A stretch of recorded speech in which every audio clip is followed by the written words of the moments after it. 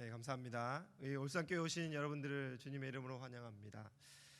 말씀을 시작하겠습니다. 저는 작년 12월 말에 울산교회에 부임하였습니다. 부임 전에 담임 목사님과 여러 부목사님들을 면접으로 만나게 되었습니다. 따뜻한 커피와 다가를 나누며 여러 질문이 오고 갔습니다. 긴장했던 것과는 달리 비교적 훈훈한 분위기 가운데 제가 이 울산교회에서 사역하게 됨이 하나님의 뜻과 합당한지를 여러 목사님들께서 살펴보셨습니다. 어느 정도 면접이 마무리될 때쯤에 한 목사님께서 제게 이렇게 말씀하셨습니다. 목사님, 마지막으로 제가 짓궂은 질문 하나 하겠습니다. 복음이란 무엇이라 생각하시나요? 라고 질문하셨습니다. 기독교에서 가장 기본적이라고 할 수 있는 복음, 이것을 목사라는 신분을 가진 제게 묻는 것은 참 지나도 여운이 많이 남는 일이었습니다.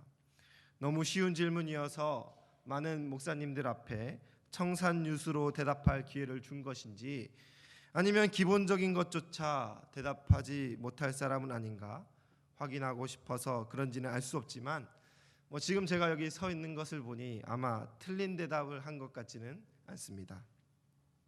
그때 저는 로마서 10장 10절을 인용하여서 복음은 죄인이 자신의 죄를 시인하고 하나님의 아들이신 예수 그리스도를 마음으로 믿어 의에 이르고 입으로 시인하여 구원에 이르는 것입니다 라고 대답을 하였지요.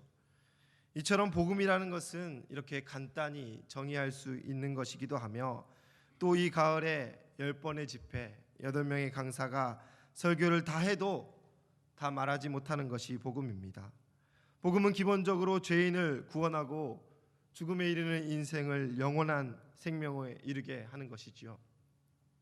이는 믿음으로 인간에게 주어지는 것으로 오늘 본문을 통하여 그 믿음과 이 복음이 주는 자유함에 대하여 설교를 하고자 합니다. 오늘 본문은 거라사인의 지방의 한 귀신 들린 자에 대한 이야기입니다.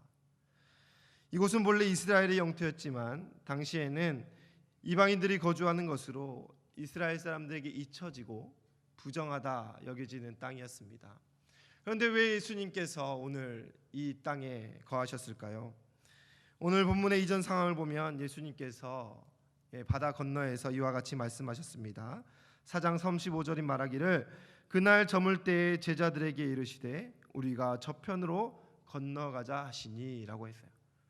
어느 날 갑자기 예수님께서 강 저편으로 건너가자라고 했습니다. 그렇게 출발하여 오는 길에 큰 풍랑을 만나기도 하였습니다.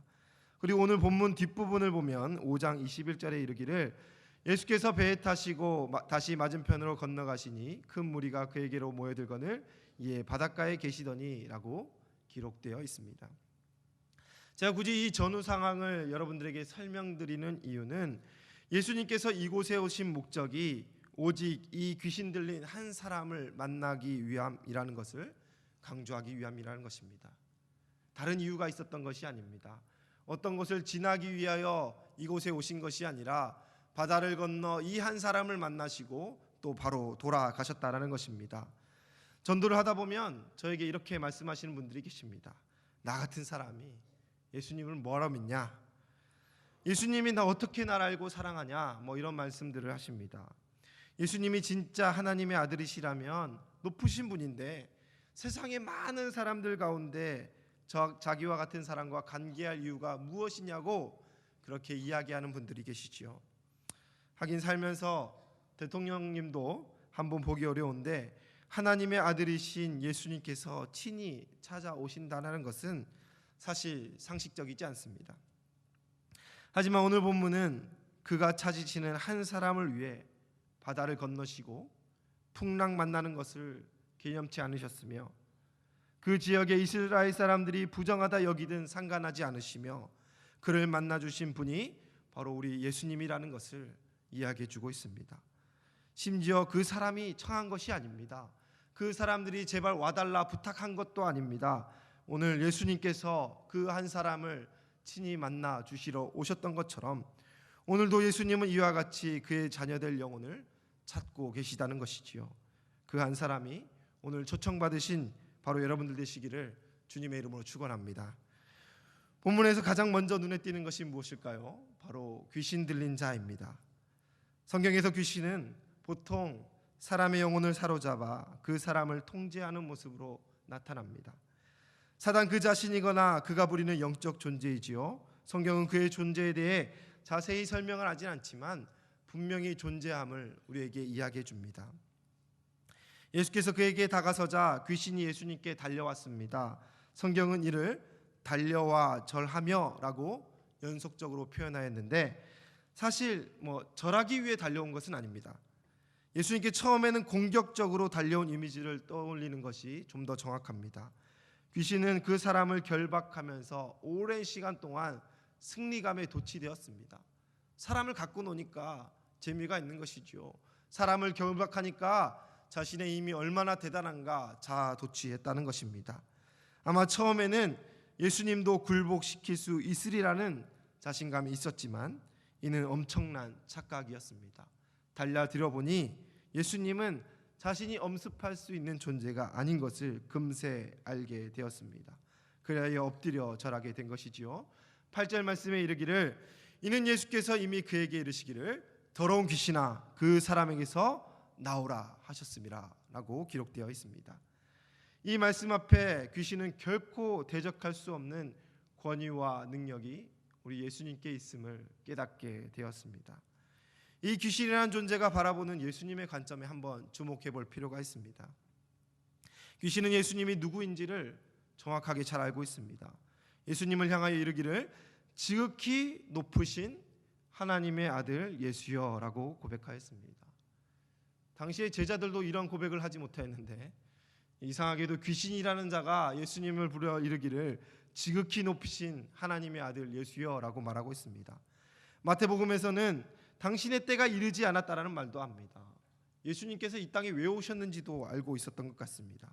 그리고 그가 지금 절하였다라는 표현은 예배하다, 경배하다라는 의미를 가지고 있습니다. 겉모습은 귀신이 아니라 완전한 예배자의 모습입니다. 참 성도의 모습인 것 같기도 합니다. 그가 귀신이란 존재가 아니라고 생각해보면 어떤 이보다 예수님에 대해 잘 알고 바른 신앙 고백을 하고 있다라고 여길 수도 있어 보입니다. 하지만 우리는 이를 통하여 안다고 다 믿고 교회 다닌다고 다 구원에 이르는 것이 아니라는 점을 주목할 수 있습니다. 귀신은 예수님에 대해 너무나 잘 알고 있었고 그가 이 땅에 왜 오셨는지도 알고 있었습니다. 하지만 그를 두려워하였지만 대적의 길을 택하였다는 것입니다. 이 엎드림도 위기를 극복하기 위함이지 진정한 경배가 아니었다는 것이지요. 신앙심, 믿음의 시작에 대해 보통 예수님을 만난다라는 표현을 사용합니다. 오늘 이 귀신도 예수님을 만났습니다. 하지만 이를 신앙, 믿음이라고 할 수 없는 것입니다. 오늘 여러분이 이곳에 앉아 예수님에 대하여 듣고 계시고 또 지금까지 여러 번 들어오셨을 것입니다. 여러분들 가운데 복음을 이미 지식적으로 다 알고 계신 분도 계시겠지만 단지 아는 것만으로는 충분하지 않습니다. 아는 것만으로는 복음을 소유할 수 없습니다. 전도를 하다 보면 무조건 다 안다는 분이 계십니다. 다 아니까 귀찮게 하지 말라는 것입니다. 심지어 진짜로 잘 아시는 분도 계시더군요. 그런 분들은 말하는 보면 내가 왕년에 교회 좀 다녔다고 말합니다. 내가 청년 시절에 학생 시절에 중등부 회장 임원도 다 해봤다라고 그렇게 이야기하는 분도 많이 만나 뵀는데 그 안에 하나님이 안 계십니다. 신앙심이 없었다는 것이지요. 아는 것만으로는 충분하지 않기에 우리는 거절하는 그 손길에 또 손을 내밉니다. 여러분들 이 자리에 오시기까지 많이 거절하셨죠? 단번에 오신 분도 계시겠지만 여러분들이 이 자리에 모시기 위하여 초청 인도자들 분들이 얼마나 고생하셨겠습니까? 오늘 예수님께서도 그 귀신이 엎드려 자신을 떠나달라는 외침에 아랑곳하지 않으시고 그 영혼을 사랑하시어 그 귀신을 쫓아내었던 것처럼 부디 예수님의 마음으로 여러분들을 이곳에 초청하신 분들의 마음을 헤아리시는 그 시간이 되기를 주님의 이름으로 소원합니다. 이어서 내용을 이어가면 그 귀신들은 예수님으로 인하여 쫓김을 당했습니다. 그 산 곁에서 사육되고 있는 2,000마리의 떼의 돼지에게 들어가게 됩니다. 그리고는 바다로 뛰어들어 몰살하게 되지요. 이로 인해 귀신 들렸던 자는 온전히 회복되는 역사가 일어납니다.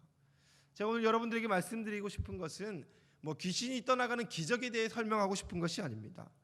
오늘 여기서 이 사건을 대하는 또 다른 사람들을 만날 수 있는데 그들은 바로 돼지를 치던 사람들입니다. 이스라엘 사람들은 돼지를 먹지 않습니다. 부정한 것으로 여겨 먹지 말라는 율법이 있었기 때문에 키우지도 않았습니다. 그렇기 때문에 그들은 분명히 이방인이었습니다. 예수님에 대해 모르는 사람들이란 것이지요. 그런데 지금 하루아침에 키우던 돼지를 너무나 많이 잃어버렸습니다.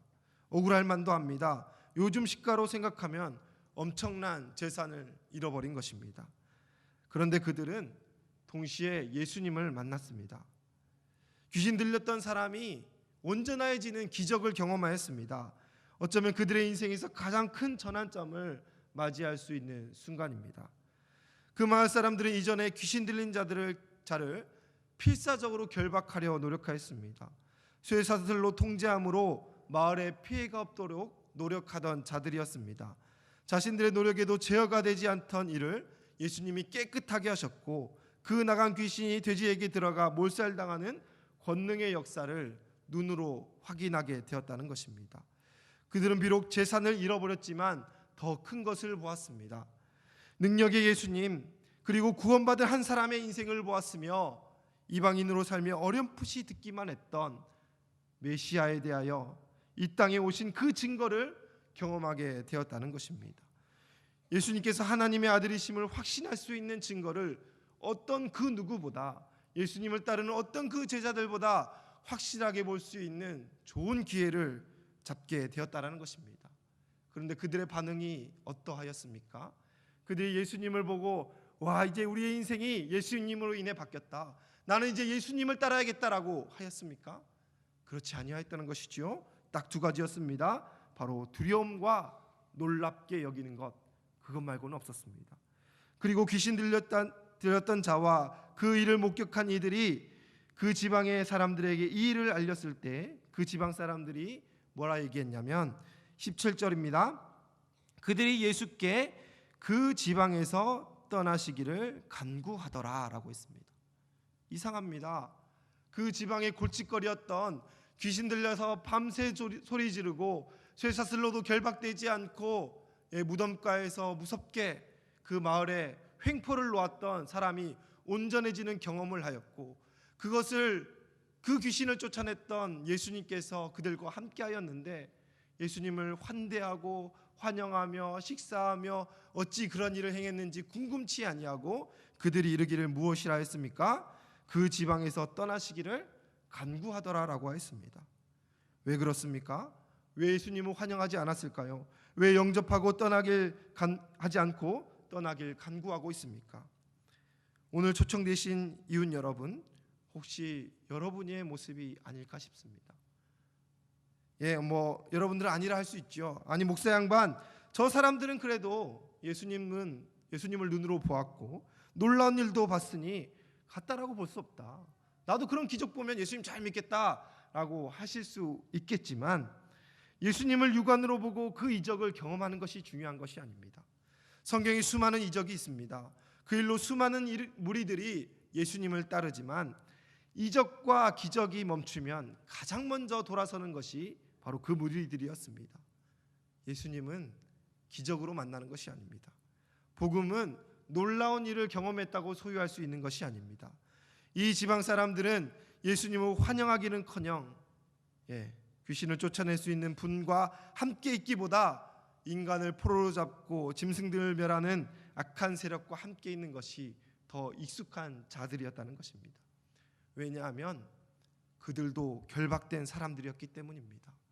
그 지방 사람들이 다 귀신에 쓰여 결박되었다는 말이 아니라 그들은 자신들의 일상, 문화, 관습, 전통 등 그 살아감 자체에 결박되어 있었습니다. 자신의 삶을 바꾸는 것을 인정하지 않았습니다. 예수 그리스도께서 그들의 삶을 전환시킬 수 있었는데 그들은 그냥 그대로 사는 것을 원하였기 때문입니다. 이대로 사는 것이 더 좋은 것이라 여겼기에 예수 그리스도를 박대하였던 것입니다. 그들은 그들의 마음대로 살아가는 것이 자유롭게 살아가는 것이라 여겼지만 그 일상과 살아감에 매여 진정 자유를 주시는 예수 그리스도를 박대하고 또 영접하지 않고 있다라는 것입니다. 여러분의 삶과 일상이 중요하지 않다 평가절하하는 것이 아닙니다. 하지만 그 삶이 진정한 자유가 아닌 결박의 삶일 수 있다는 것을 말씀드리는 것입니다. 많은 사람들이 나는 자유롭게 살고 있다라고 하지만 돈에 매이고 명예에 매이고 시집들고 장가들고 그 일상을 살아가는 것에 매여서 자식들에게도 매이기도 하고 또 삶의 취미에 매이기도 하고 그러한 것들에 결박되어서 진정한 자유를 주시는 것을 외면하고 있다는 것을 우리는 이 본문을 통하여 확인할 수 있다는 것입니다. 성경에 노아 홍수 사건이 있었습니다. 유명한 일하니까 여러분 잘 아실 텐데요. 죄가 가득한 이 세상을 하나님께서 비를 내려 홍수로 심판하시겠다 하셨습니다. 그때 당대의 의로운 자 노아를 위해서 하나님이 산에 방주를 만들라 하였습니다. 큰 배를 만들도록 한 것이죠. 노아가 산에 큰 배를 만들고 하나님이 홍수로 심판하겠다 한 날을 기다릴 때 다른 사람들이 무엇을 하고 있었을까요? 저 사람 뭐 하나 관심 갖고 동참하였습니까? 그렇지 않습니다. 그들은 그저 그들의 일상을 살아가고 있었습니다.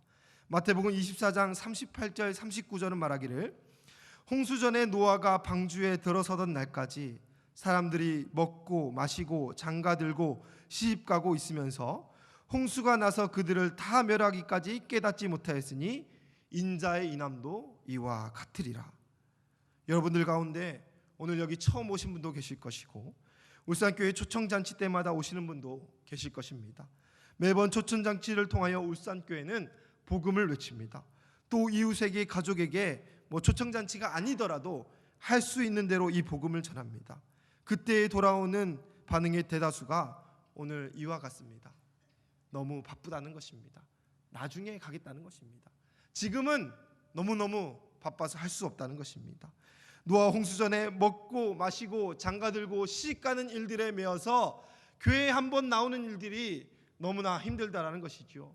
예수님을 믿으면 인생이 바뀔 것이다. 예수 그리스도 안에 참 자유가 있다라고 교회에서 아무리 그렇게 떠들어도 사람들이 관심을 갖지 않는 이유는 먹고 살기 바쁘다는 것입니다. 믿어지고 안 믿어지고를 떠나서 그것에 고민하기 이전에 지금 너무 바빠서 예수님께 나아갈 수 없다는 것입니다. 그런 인생들이 먹고 마시고 장가들고 시집가는 그런 일상이 전부라 여기며 그것에 결박되어 살아간다는 것입니다. 그 결박은 오늘 그 군대 귀신보다 더 강력한 무기가 되었습니다. 귀신 들린 자보다 더 그것에 단단히 결박되어서 예수님께 나올 생각을 하지 못하고 있다는 것입니다. 사랑하는 성도 여러분, 사랑하는 초청받은 사랑하는 이웃 여러분, 코끼리를 서커스에 길들일 때 어떻게 하시는 줄 압니까? 성인 코끼리는 길들일 수가 없습니다. 모든 짐승 중에서 가장 힘이 세기 때문이죠. 호랑이, 사자, 하마, 코끼리 다 코뿔소 다 코끼리에게는 덤벼들 수 없습니다. 하지만 아기 코끼리는 가능합니다. 아기 코끼리를 데려와서 그 다리에 쇠사슬을 맵니다. 아기 코끼리가 처음에는 몸부림치지만 해도 안 되니 이내 포기합니다. 성인 코끼리가 되어서 사슬을 풀 충분한 힘이 생겨도 코끼리는 자기 다리에 매인 그 쇠사슬을 보며 이것은 해도 안 된다라고 생각합니다. 내가 아무리 힘을 써도 이 사슬은 풀 수 없다라고 생각합니다. 충분히 발만 힘에 한번 딱 주면 되는데 자신은 그 서커스단에 결박되어 매어 살아가는 것이 자신의 인생이라 결정해버리고 바꿀 생각을 하지 않더라는 것입니다. 우리 사람들의 인생도 그러합니다. 길어야 100세면 끝나니 여한없이 먹고 즐기고 영예롭게 하고 싶은 거 하며 사는 것이 인생을 잘 산 것이다. 나중에 죽을 때에 여한이 없도록 먹고 죽은 귀신 때깔도 좋다고 맛있는 거 많이 먹자. 내가 이왕 올라가는 거 높은 자리에 한번 올라가 보자. 자식 많아 다복하면서 우리 자식들 좋은 대기업에 취업하고 박사학위 따고 잘 나가는 거 보고 죽자라면서 그런 인생들에게만 매여서 그 인생이 영원한 생명을 얻을 수 있을 것이라는 것에 관심을 갖지 않습니다. 그런 것은 없다라고 단정 지어버립니다. 죽음을 이겨 구원과 영생의 길이 있다는 것에 들어도 관심을 갖지 못하는 지금의 삶의 결박에 우리는 매여 있더라는 것입니다. 저는 마지막으로 이 결박을 풀 자유로 여러분들을 초대하고 싶습니다. 바로 세 번째 상황, 귀신이 결박에서 풀려 회복된 사람에 대한 이야기입니다. 귀신이 돼지에게로 도망하고 그는 회복되었습니다. 예수님께 큰 은혜를 입었습니다. 고통의 시간이 지나 귀신으로부터 자유롭게 되었습니다. 얼마나 기쁘고 좋겠습니까? 억압에서 자유롭게 된다는 것은 상상하기 어려운 기쁨입니다. 무엇인가에 갇혔다가 풀렸던 기억이 있으십니까? 일상적인 것은 아니지만 남자라면 군대에서 휴가만 나와도 그 갇혔다가 풀렸던 자유함이 용솟음칩니다. 군인들이 휴가를 얼마나 만끽하려 노력하는지 아시죠? 평소에는 시간 계산 안 하고 잘 쓰다가 휴가 때에는 한순간 1분 1초도 놓치지 않고 하고 싶은 것, 먹고 싶은 것 계획적으로 그렇게 잘 삽니다. 하지만 아무리 잘 써도 그 4박 5일 5박 6일은 4분 5초, 5분 6초처럼 그렇게 지나가 버리는 놀라운 경험을 저도 했습니다. 이와 비교할 수 없는 해방감이 이 귀신 들렸던 자에게 있지 않았겠습니까? 자신의 영혼이 메었습니다. 육체가 메었습니다. 온몸을 자해하며 갇혔던 그러한 인생이 이제 자유함을 얻었습니다. 무엇을 하고 싶었겠습니까? 평소에 먹고 싶었던 것, 더 사랑하는 사람들을 만나고 하지 못했던 일들을 만끽하고 누리고 그러한 해방감에 도취되고 싶었을 것인데 이 사람이 가장 먼저 한 일이 무엇일까요? 이 사람이 가장 먼저 이 자유함을 통하여 무엇을 하였습니까? 18절을 보니 예수를 따르겠다라고 하였습니다. 이제 자유함을 얻어 가장 먼저 할 수 있는 많은 일들이 있는데 그 가운데 가장 중요한 일이 무엇입니까? 예수 그리스도를 따르겠다라는 것입니다. 사랑하는 성도 여러분, 사랑하는 이웃 여러분, 귀신에게서 벗어나 자유를 얻었는데 예수를 따라 그에게 다시 속박되기를 원하였습니다. 지금까지 결박되었는데 다시 예수님께 결박되겠다는 것입니다. 이것이 바로 믿음입니다. 여러분, 이것이 바로 믿음입니다. 제가 여러분에게 처음 말씀드린 것처럼 마음으로 믿고 입으로 고백함으로 얻는 참 자유는 아이러니하게도 예수님께 다시 매임으로, 예수님께 다시 결박됨으로 얻을 수 있는 바로 그것입니다. 요한복음 8장 32절은 말합니다. 진리를 알지니 진리가 너희를 자유롭게 하리라. 여기서 진리는 무엇입니까? 제 지인이 대학교 시절 교문을 들었으면 방금 읽어서면 이런 굵기가 있었답니다. 방금 읽어드린 진리를 알지니 진리가 너희를 자유롭게 하리라. 그 문구를 보면서 제 지인은 늘 생각하기를, 그래, 세상의 학문, 지식을 많이 쌓는 것이 진정 자유를 얻는 길이라 생각하면서 공부를 4년 내내 열심히 했다라고 합니다. 여러분, 세상의 학문이 진리입니까? 요즘은 무엇이 진리다라는 말이 유행하더군요. 라면은 김치가 진리다. 휴가에는 바다가 진리다. 이런 식입니다. 여러 가지의 진리라는 말을 많이 붙입니다. 하지만 세상의 학문도 유행어의 그 어떤 것도 우리를 자유롭게 못합니다. 라면에 김치 먹으면 자유롭게 됩니까? 여러분, 휴가 때 바닷가 가보시니 여러분들의 인생이 자유롭게 바뀌던가요? 그렇지 않습니다. 우리의 인생의 진리는 바로 예수 그리스도밖에 없음을 꼭 깨달으시기 바랍니다. 요한복음 14장 6절은 말합니다. 예수께서 이르시되 내가 곧 길이요 진리요 생명이니 나로 말미암지 않고는 아버지께로 올 자가 없느니라. 예수님께서 그 자신이 진리라고 말씀해 주셨습니다. 한글 성경에는 번역되지 않았지만 길과 진리, 생명이라는 이 단어에는 정관사가 하나씩 붙습니다. 정관사가 붙는다는 것은 이렇게 번역될 수 있습니다. 내가 유일한 길이요, 내가 유일한 진리요, 유일한 생명이라. 예수만이 유일한 길이요, 유일한 진리요, 유일한 생명이라는 것입니다. 여러분, 다른 것이 있으면 제가 다른 것이 있다 말씀드리겠습니다. 다른 길과 다른 진리와 다른 생명이 있다면 그러한 것들을 찾아가도 좋지만 여러분, 예수께서 이르시기를 유일하다고 말씀하십니다. 예수만이 진리라고 말씀하십니다.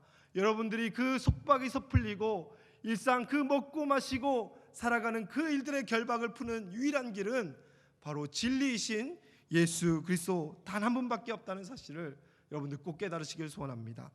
오늘 그 예수님께서 여러분들을 진정한 자유로 초대하십니다. 여러분들의 인생의 결박을 주님 앞에 내려놓으라 하십니다. 수고하고 무거운 짐진 자들아 다 내게로 오라, 내가 너희를 쉬게 하리라 라고 이야기했습니다. 사랑하는 성도 여러분, 사랑하는 이웃 여러분, 예수만이 여러분들에게 그 생명을 주실 수 있고 여러분들의 인생의 결박을 풀 수 있음을 꼭 깨달으시는 은혜가 있길 바라겠습니다. 그런데 이후에 예수님께서는 그 사람에게 따라오기를 허락하지 않으셨어요. 그런데 자신을 따라까지 허락하지 않으시며 말씀하시기를 돌아가서 너의 가족들에게 알리라, 네가 당한 일들 더 사람들에게 알리라고 얘기했습니다. 예수님은 보통 이 기적을 행하시고 나서 내 때가 다 이르지 않았으니 말하지 말라 함구하라 하였는데 이 사람에게만큼은 돌아가 전하라 하였습니다. 그 이유는 다른 제자들과 차별함이 아니라 자유를 얻었으니 그 자유를 전하게 하심으로 진정 예수를 따르는 참된 제자가 되게 하심입니다. 마치 여러분들을 이곳에 초대하신 여러분들의 초청자와 같은 마음입니다. 가서 전하신 명령에 순종함으로 진정 자유를 소유한 분들이 여러분들의 손에 손을 잡고 오늘 이 자리에 함께하였습니다. 그분들이 여러분들을 위해 기도할 것입니다. 여러분들을 위해 울산교회는 기도할 것입니다. 예수 그리스도께 매여 복음으로 사는 자유함을 우리처럼 여러분들도 누릴 수 있도록 우리는 끊임없이 기도하실 것입니다. 기도할 겁니다. 참 자유를 얻는 그러한 여러분들 되시기를 주님의 이름으로 축원합니다. 마지막으로 제가 기도를 할 텐데 저만 기도하면 좀 그렇고요. 오늘 초청받아 오신 분들 처음 오셨는데 저를 따라서 한번 기도해 주시면 너무 감사할 것 같습니다. 제가 요즘 새생명 훈련을 받는데 새생명 훈련의 그 핵심 교재가 사형리라는 것이에요. 사형리의 제일 뒤편에 영접 기도문이 있는데 이 영접 기도문으로 수많은 영혼들이 바뀌었습니다. 길거리에서 담배 피고 길거리에서 분주함 가운데 많은 사람들의 전도에 붙들려 가지고 이거 한 번만 기도 같이 해달라고 그렇게 붙들었다가 예수님이 그 마음에 찾아오시는 놀라운 경험들을 하였습니다. 여러분들도 동일한 은혜가 있기를 바라면서 저를 따라서 기도해 주시면 너무나 감사하겠습니다. 눈을 감고요. 주 예수님, 나는 주님을 믿고 싶습니다. 십자가에서 죽으심으로 내 죄값을 담당하시니 감사합니다. 지금 나는 내 마음의 문을 열고 예수님을 나의 구주, 나의 하나님으로 영접합니다. 나의 죄를 용서하시고 영생을 주심을 감사합니다. 나를 다스려 주시고 나를 주님이 원하시는 사람으로 만들어 주옵소서. 예수님의 이름으로 기도합니다. 아멘. 네, 감사합니다.